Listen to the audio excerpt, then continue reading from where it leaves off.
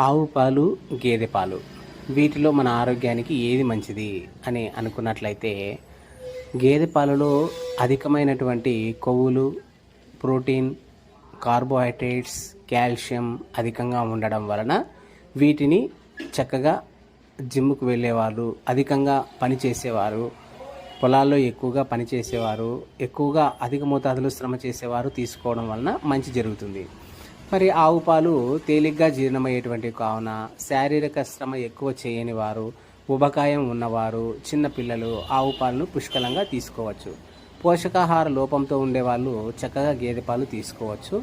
ఎక్కువగా గుండె జబ్బులు, బీపీ, కొలెస్ట్రాల్ ఇట్లాంటి ఉబకాయాలందరూ కూడా ఆవు పాలు తీసుకోవడమే మంచిదని ఆరోగ్య నిపుణులు హెచ్చరిస్తున్నారు. కాబట్టి శారీరకంగా శ్రమ చేయని వారికి ఆవు పాలు, అధికంగా శ్రమ చేసే వారికి గేదె పాలు తీసుకోవచ్చు.